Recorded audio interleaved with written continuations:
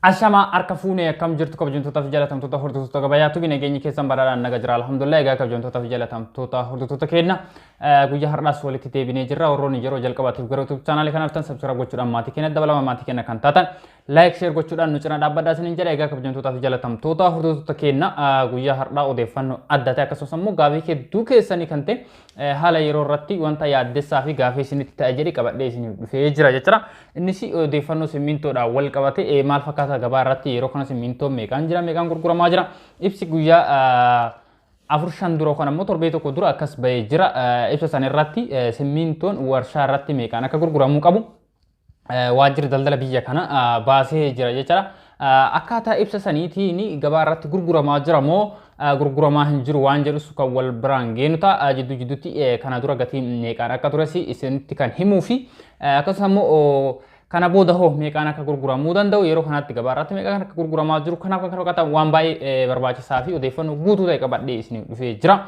Kanaaf ammas irra deebuudhaan namoonni haara gara dhuftan subscribe gochuudhaan maatii keenyatti dabalama. Egaa gabayaatu birratti odeeffannoowwan garaagaraa haara yerootiin wal qabatan keessattuu meeshaalee biyya keenya keessatti gurguraman gatiin isaa meeqaan akka gurguramu eessatti argachuu akka dandeettani. Akkasumas immoo meeshaalee ijaarsa manaa yerootti yoo xiqqaate torbeetti al tokko gatii isaa kan isin biraan gahu jechaadha.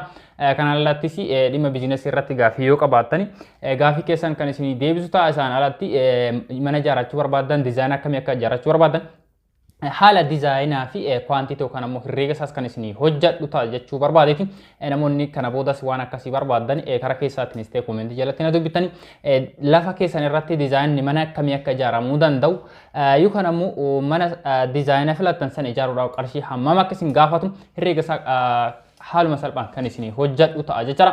Kanaaf kallattiin gara odeeffannoo keenyaatti yoo isin dabarse guyyoota muraasa darban keessatti qaala'insa gatii irratti hundaa'uudhaan simmintoon akka gadi bu'u taasifamee jira. Inni sunis ibsi bahe suuqa irratti kan ittiin gurguramu osoo hin taane guyyaa darbe viidiyoo isin hojjedhe jira. Suuqa irratti kan ittiin gurguramu osoo hin taane warshaa irratti warshaa simmintoo oomishu sana irratti gatii ittiin gurguramu jechaadha. Gatii sana yeroo bahe garaagarummaa qarshii muraasaatiin suuqa irrattis kan gurguramu kan immoo uummata biraan kan gahu jechaadha. Isaan alatti torbee muraasa darban keessatti simmintoon qaala'insa isaa irraa kan ka'u kan immoo gatiin isaa baay'ee tokko dabaluu irraa kan ka'e dhiyeessii kana furuudhaaf yookaan immoo rakkoo kana furuudhaaf waldahaan akka gurguramu taasifamee jira odeeffannoo isaan isin biraan gahee jira waan ta'eef inni sunis rakkoo uummata keenya furuu waan hin dandeenyedha. Qarshii 800 waldaa irratti akka gurguramu ibsi bahe ibsa san irrattis qarshii sanii fi sanii ol akkasumas immoo namni hindi bitachuu waan hin dandeenyedha jecha rakkoo uummataa furuu waan hin dandeenyedha. Namoota kaartaa pilaanii keessaa qofa lafa qabanii namni simmintoo sana bitachuu danda'u namni baadiyyaa irratti fi akkasumas immoo lafa qotee bulaa bitatee irratti ijaaratu carraa sanitti fayyadamuu waan hin dandeenyee fi rakkoo kana furuu kan danda'u yoo simmintoon walumaa galatti gatiin isaa gadi bu'e qofaadha jechaadha. Kanaaf kana wal qabate warshaa irratti meeqaan akka gurguramu ibsi bahe warshaa irratti meeqaan akka gurguramuudha kan jedhuu fi simmintoo hamma kudhanii tokko qabadhee isin dhufee jira gatiin isaa warshaa irratti meeqaan akka gurguramaa jiru. Namoonni baay'een achi dhaqxanii bitachuu ni dandeettan.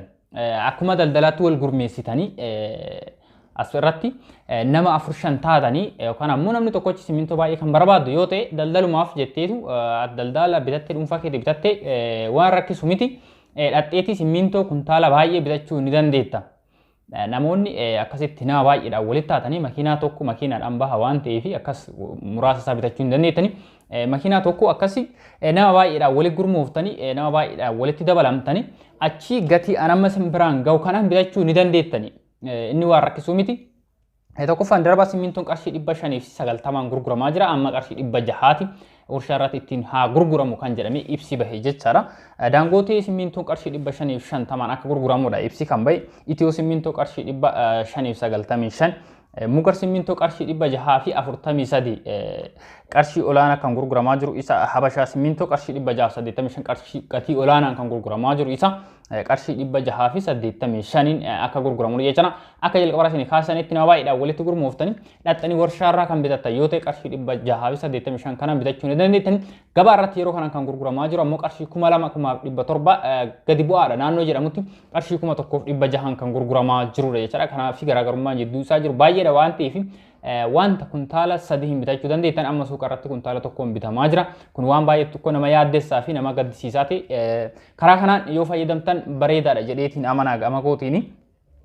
Isuma wal qabatee naashinaal simmintoon qarshii 561 kaapitaal simmintoo qarshii 635 kuyyuu simmintoo qarshii 630 fi isti simmintoo qarshii 500 fi 95 akka gurguramuudha. Ibsi kun kan bahe ibsi baheessi guyyaa muraasa dura aadiyoodhaan isiniif hojjedhee ture waa'ee sana irratti gatii kanaan gurguramuu isaas isin biraan gahee ture.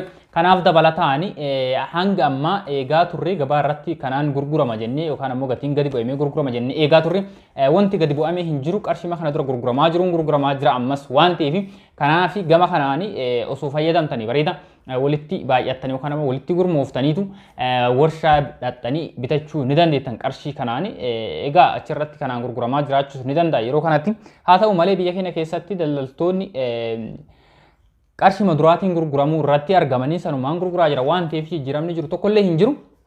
Namoonni erga ibsi kun bahee simmintoon gadi bu'ee moo ol ka'ee jedhu deebii wanti isiniif ta'u gatiin sanumaan jira yeroo kanas gabaarra. Warri waldahaan gurguraa jiranis waldahuma irratti gatii 800tiin gurguraa jiranii. Isa sana ammoo namni hundi fayyadamuu hin danda'u carraa nama muraasa qofaati. Namni sadarkaa saniin yookaan ammoo achirraa bitachuu danda'u carraa nama muraasa qofaati. Innis namoota kaartaa pilaanii keessaa lafa qaban lafa sana irra ijaaruu fi heeyyama ijaarsaa nama qaban qofaadha. Kun ammoo biyya keenya keessatti namni kaartaa pilaanii qofa keessaa lafa qaba jechuu hin dandeenyu. Baadiyyaa irratti namni mana dhuunfaa ijaarachuu danda'a. Akkasumas ammoo lafa qotee bulaa irra caalaan hawaasa keenya lafa kaartaa pilaanii qabu kana osoo hin taane lafa qotee bulaa yookaan ammoo lafa caraqaa jedhameetu beekamu kana lafa qotee bulaa bitateeti kan mana ijaaratee jireenya isaa geggeessu. Namoonni kun simmintoo waldaa irratti gurguramu kana carraa argachuu waan hin dandeenyeef miidhamoodha jechuudha.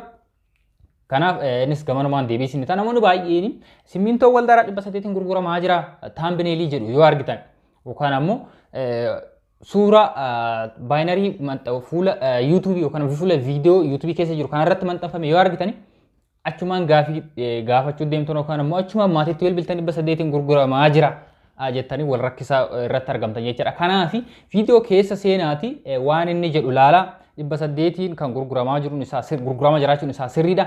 800 kanaan bitachuu kan danda'u namoota akkamii akka ta'e keessa seentee yoo ilaalteedha. Odeeffannoo guutuu jiru yookaan ammoo simmintoon kun fakkeenya 800tiin gurguramaa jira. Waldaa irratti gurguramaa jira. Waldaa irraa namoonni bitatu nama akkana akkanaati kan bitachuu hin dandeenye nama akkana akkanaati kan jedhu kana viidiyoodhaan daqiiqaa dheeraa keessatti yoo himamee xumurame malee barreeffama qofaan waan himamuu hin danda'amnee fi kanaaf barreeffama gubbaa taambineelii irra jirtu san fuula viidiyoo irra jirtu sanii qabataniiti hin fiiginaa isinii jechuu barbaada. Viidiyoo hordoftan keessa seena waan inni jedhu adda baafadha. Waan gaafisiitii ta'e isaanii gaafa nama biraa yookaan ammoo qaama biraa deemtee lakkoofsa bilbilaa isaa barbaadde bakka inni jiru barbaadde inni bilbila sirraa kaasuu dhabuu danda'a. Akkasitti gaafachuu irra keessa hogati seenti waan gaafisiitii isinitti ta'eef deebiin isa achuma keessa jira. Kana anaan alatti namoonni baay'een irra deddeebanii yeroo baay'ee isinitti himanii wanti deebisiif ta'u achi keessa ni jira. Hamma xumuraa yoo dhageeffatte. Kanaaf ani fakkeenya viidiyoo kana yeroo waraabutti daqiiqaa 9 hamma daqiiqaa 10ti. Inni amma waraabaa jiru kuni. Odeeffannoo daqiiqaa 10 kana keessa si dabarsutu caala moo yoo naa bilbilta guddate sekeendii 30 fi hamma daqiiqaa 1ti. Na waliin haasa'uu kan dandeettu kan muraa waliin haasa'uu kan dandeettu daqiiqaa 1 guddate. Daqiiqaa 1 keessatti waan gaafis ta'e hunda argachuu dhabuu dandeetta. Itti yaadessi himuu dhabuu danda'a biizii ta'uu danda'a namni suni deebii argachuu kan dandeettu deebii quubsaa kan argachuu dandeettu viidicha qofa irraadha. Isiniin jechuu barbaada waan hordoftaniif galatuma galanni keessan dachara haala kanarratti argama gatiin gurgurtaa simmintoo namoonni bitachuu barbaadan gatiin isaa isuma duraatiin gurguramaa jira yoo dandame namoonni simmintoo baay'ee barbaadan naa baay'eedhaan walitti balamtanii iddoo jedhame kana dhaqxanii bitachuu ni dandeettu. Isa achirraa fi ammoo gara fuulduraatti gadi bu'amu ol ka'a wanti jedhamu wanta baay'ee abdii namatti horus jira natti hin fakkaatu. Jijjiiramni jiraate taanaan yookaan ammoo wanta odeeffannoo barbaachisu argame taanaan kan isin biraan ga'uta. Viidiyoo biraatiin ammoo leetumtana gara turaan nageenye kenna bukkuu jirtan isin qaqqabu.